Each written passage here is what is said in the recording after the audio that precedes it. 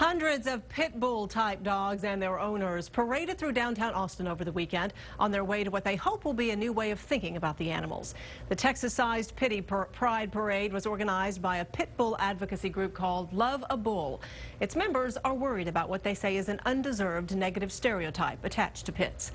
Jim Swift tells us in this in-depth report they argue for the safety of everyone involved. It's time to get past that fear.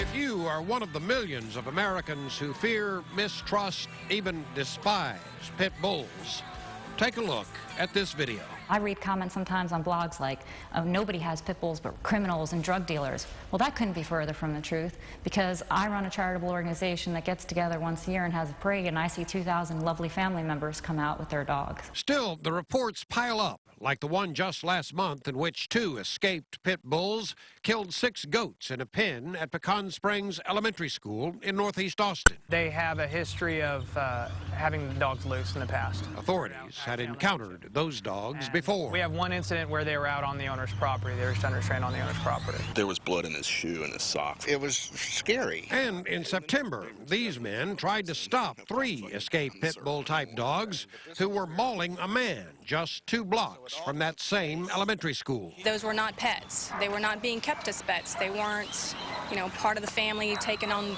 walks regularly. They weren't seeing a veterinarian as they should be. They were not pets. They were kept for, the wrong reasons. I have all the sympathy in the world for a person getting hurt by dogs, and I'm angry that some irresponsible owner let that happen. If you drive around any low-income area, you'll see nothing but these dogs chained up. When a dog is chained up, they become extremely territorial of the 3 feet in life they have been given.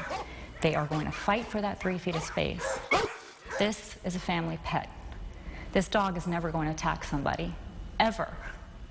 A dog that is chained up, unsocialized, left in a yard, has never been around other dogs, never been around other people, is going to be a problem regardless of breed. So a lot of these dogs are labeled, right? Just like people sometimes label you guys? At a South Austin youth program, Love a Bull therapy dogs work with middle schoolers who are having trouble. It's just an idea that people get, that I want to be tough, so I'm going to get a pit bull.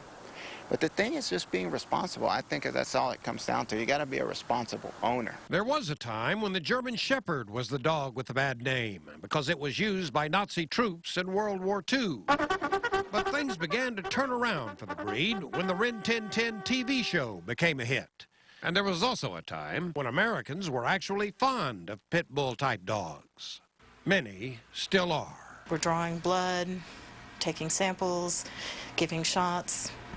Not had any problems. Lovely, lovely dogs. I think they're probably some of the sweetest dogs we have. Why?